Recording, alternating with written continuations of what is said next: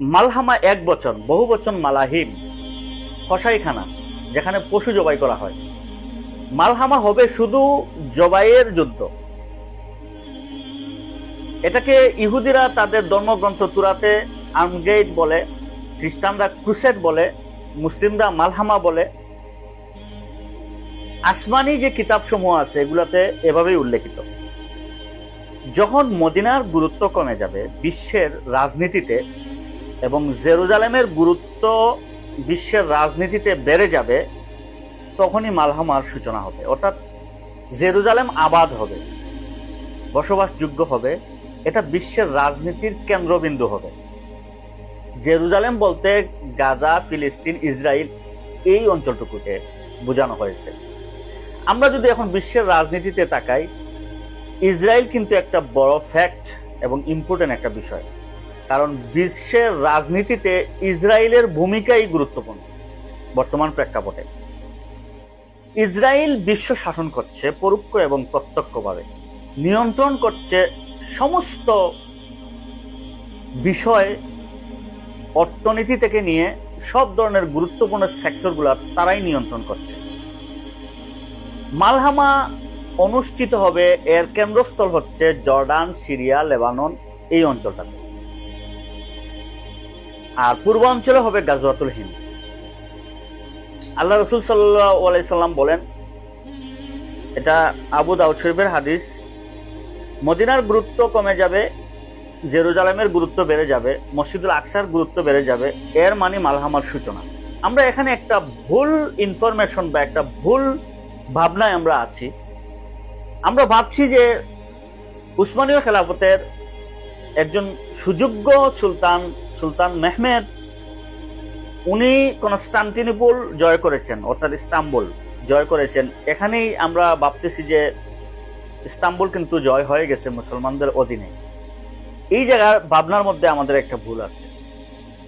সহিহ হাদিসের আলোকে মালহামা অনুষ্ঠিত হবে যখন, তখন ইস্তাম্বুল অর্থাৎ কনস্টান্টিনোপল তুরস্কের রাজধানী, সেটা পূর্বে ছিল রোমের রাজধানী।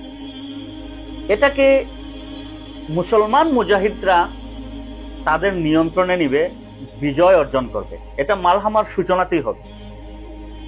এখানে আমি একটা জিনিস বলি, নেটোর অন্তর্ভুক্ত যে 38টি দেশ আছে এর মধ্যে তুরস্ক একটা দেশ। এই জিনিসটা কিন্তু আপনারা বুঝে নিয়েন। নেটো কিন্তু সম্পূর্ণ পশ্চিমাদের আগ্রাসনী একটা জোট। এখানে মুসলিম রাষ্ট্র শুধুমাত্র একটাই, সেটা হচ্ছে তুরস্ক। তুরস্ক যখন ফুরাত নদী থেকে স্বর্ণের পাহাড় বের হবে, তখন নেটো অন্তর্ভুক্ত যে সমস্ত দেশগুলি আছে এদের সাথে আরেকটি জোট তৈরি হবে এবং আরেকটি পরাশক্তি তাদের সাথে জোটে অন্তর্ভুক্ত হবে এবং এই যুদ্ধে অংশগ্রহণ করবে, যেটা আমরা হাদিসের আলোকে বুঝি 80টি দেশ 80টি পতাকা নিয়ে 12,000 করে সৈন্য প্রতিটা দেশ থেকে যাবে এবং ওই ফুরাত নদীকে কেন্দ্র করে যুদ্ধে অংশগ্রহণ করবে এবং রক্তক্ষয়ী একটা যুদ্ধ হবে। এখানে কিন্তু তুরস্ক আছে। আল্লাহ রাসূল সাল্লাল্লাহু আলাইহি সাল্লাম বলছেন, তুরস্ক মালহামাতুল কুবরা যখন অনুষ্ঠিত হবে তখন কিন্তু তুরস্ক মুসলমান মুজাহিদরা বিজয় অর্জন করবে, অর্থাৎ খেলাফতের অন্তর্ভুক্ত হবে, শরিয়ার অন্তর্ভুক্ত হবে। তুরস্ক কিন্তু এখনো পরিপূর্ণ শরিয়ার অন্তর্ভুক্ত নয়, গণতন্ত্রে বিশ্বাসী তারা। তাহলে আমরা বুঝতে পারতেছি তুরস্ককে আবার মুসলিম মুজাহিদরা স্বাধীন করবে। মালহামা এটা এক বচন, বহু বচন মালাহিম, কসাইখানা। এটার হতাহতের ঘটনা এত ভয়ঙ্কর হবে, একটা হাদিসে আল্লাহ রাসূল সাল্লাল্লাহু আলাইহি ওয়াসাল্লাম বলছেন প্রতি 1099 জন লোক মারা যাবে। এরকম হতাহতের ঘটনা ঘটবে। পৃথিবীতে 850 কোটি মানুষ আছে, এর মধ্যে প্রায় 700 কোটি মানুষ মারা যাবে।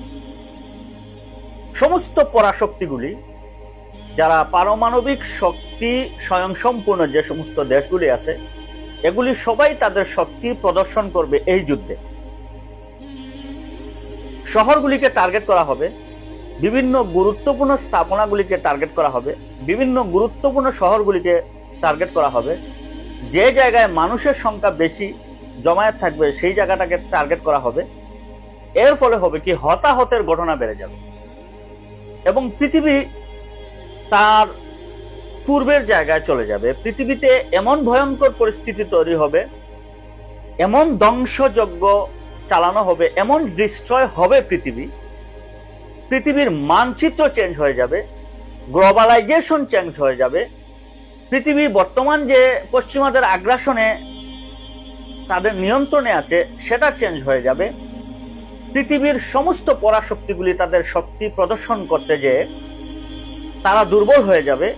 পৃথিবীতে উত্থান হবে, পৃথিবীতে নতুন করে যে সাম্রাজ্য বা যে সাম্রাজ্য উত্থাপিত হবে সেটা হচ্ছে মুসলিম সাম্রাজ্য, সেটা হচ্ছে শরিয়ার সাম্রাজ্য, সেটা হচ্ছে মুজাহিদদের সাম্রাজ্য, সেটা হচ্ছে কোরআনের সাম্রাজ্য, সেটা হচ্ছে ইসলামের সাম্রাজ্য, সেটা হচ্ছে ইমাম মাহদীর সাম্রাজ্য, সেটা হচ্ছে হযরত ঈসা ইবনে মারইয়ামের সাম্রাজ্য। আর এই প্রাক্কালেই দাজ্জালের আবির্ভাব। এই জর্ডান, সিরিয়া, লেবানন কেন্দ্রিক যে মালহামাটা হবে আল্লাহ রাসূল সাল্লাল্লাহু আলাইহি সাল্লামের হাদিস অনুযায়ী, তখনকার সময়ই কিন্তু দাজ্জালের আত্মপ্রকাশ ঘটবে, দাজ্জাল প্রকাশিত হবে, সশরীরে জমিনে আসবে। এখন দাজ্জাল প্রত্যক্ষভাবে জমিনে নেই, কিন্তু পরোক্ষভাবে, জমিনে নেই বলতে সে কোন একটা দ্বীপে আছে, কিন্তু পরোক্ষভাবে তার সমস্ত ফিতনা পৃথিবীতে ছড়িয়ে দিয়েছে। সমস্ত ফিতনায় সারা পৃথিবী আবৃত করে রেখেছে, সমস্ত ফিতনায় সারা পৃথিবীর সমস্ত ইমানদার মুসলমান ইসলামী চেতনায় যারা তাদের ইমানকে হরণ করছে, ইসলামী চেতনাকে নষ্ট করছে এবং সমস্ত ফিতনায় মুমিনগুলার ইমানকে ধ্বংস করছে। এই মালহামার যে দৃষ্টটা হবে, যে ধ্বংসযজ্ঞ হবে, যে পারমাণবিক শক্তিধর, যে রাসায়নিক শক্তিধর সম্পন্ন যে সমস্ত দেশগুলি পারমাণবিক বম্পিং করবে, পৃথিবীর আবহাওয়া চেঞ্জ হয়ে যাবে। আল্লাহ রাসূল সাল্লাল্লাহু আলাইহি সাল্লাম বলেন, কিয়ামতের পূর্বে সূর্য অর্থাৎ আসমান এবং জমিনের মাঝখানে একটা পর্দা পড়ে যাবে। দেখবেন একটা পারমাণবিক বম্পিং করার পরে যে বিস্ফোরণটা হয়, যে কালো ধোঁয়াটা বিস্ফোরিত হয়, এটা কিন্তু ঠিক মেঘের মতো আকাশে থাকে এই রাসায়নিকগুলি। এই বিস্ফোরণের ফলে হাজার হাজার পারমাণবিক বোমা বম্পিং করা হবে। এদের কালো ধোঁয়াগুলি, এদের রাসায়নিকগুলি এমনভাবে তেজস্ক্রিয়া ছড়াবে, মেঘমালার নিচে, আসমানের নিচে এবং জমিনের উপরে একটা কালো ধোঁয়ার আবরণ পড়ে যাবে। এক টানা 1 বৎসর মানুষ সূর্যের আলো দেখতে পারবে না, সূর্যের আলো পৃথিবীতে পড়বে না।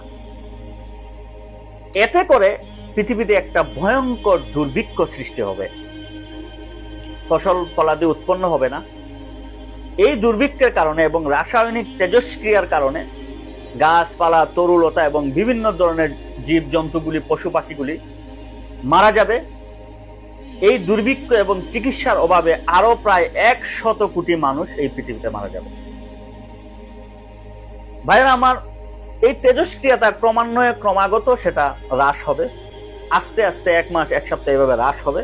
আল্লাহ রাসূল সাল্লাল্লাহু আলাইহি সাল্লাম বলছেন, দাজ্জাল যখন প্রকাশিত হবে তখন তার প্রথম দিন হবে 1 বছরের সমান, অর্থাৎ একটা বছর আমরা সূর্যের আলোই দেখতে পারবো না এই রাসায়নিক তেজস্ক্রিয়ার কারণে। এরপরে 1 মাস আমরা দেখতে পারবো না, এরপরে 1 সপ্তাহ, এরপরে ধারাবাহিকভাবে এই তেজস্ক্রিয়াটা হ্রাস হবে, আস্তে আস্তে গতানুগতিক দিনের মতো সেটা চলে আসবে। আমরা এই পরিস্থিতি তৈরি করছি আমরা নিজেরাই, নিজেদের মতো করে। আল্লাহ রাসূল সাল্লাল্লাহু আলাইহি সাল্লাম বলছেন, তখন মুমিনরা নামাজ আদায় করবে তাদের ধারণা প্রয়োগ করে। আল্লাহ রাসূল সাল্লাল্লাহু আলাইহি সাল্লামকে জিজ্ঞেস করেছেন সাহাবায়ে কেরামরা, ইয়া রাসূলুল্লাহ, তখন মানুষ নামাজ আদায় করবে কিভাবে? তখন আল্লাহর হাবিব সাল্লাল্লাহু আলাইহি সাল্লাম বলছেন, ধারণা প্রয়োগ করে তারা নামাজ আদায় করবে। সুতরাং আসন্ন মুহূর্তটা আমাদের জন্য খুবই ভয়ঙ্কর। সর্বাত্মক প্রস্তুতি এবং সর্বাত্মক নিজেকে তৈরি রাখতে হবে, নিজের পরিবারকে তৈরি রাখতে হবে, সব ধরনের পরিস্থিতি মোকাবেলার জন্য নিজের বাচ্চা সন্তান নিজেকে তৈরি রাখতে হবে। আল্লাহ পাক রব্বুল আলামিন এই ভয়ঙ্কর পরিস্থিতি যে সৃষ্টি হবে এ মর্মে কালামে পাকে, কোরআন শরীফে বিভিন্ন জায়গায় বিভিন্ন আয়াত অবতীর্ণ করেছেন, সেগুলোকে নিয়ে আমরা গবেষণা করি। এটা হচ্ছে আমাদের দুর্বলতা। আল্লাহ পাক রব্বুল আলামিন সূরা সুআদের 29 নম্বর আয়াতে বলতেছেন যে আমি তোমাদেরকে একটা বরকতময় কিতাব দিয়েছি, সেটা নিয়ে তোমরা গবেষণা করো, এখান থেকে শিক্ষা অর্জন করো। আর জ্ঞানী যারা এখান থেকে তারা সবক গ্রহণ করে।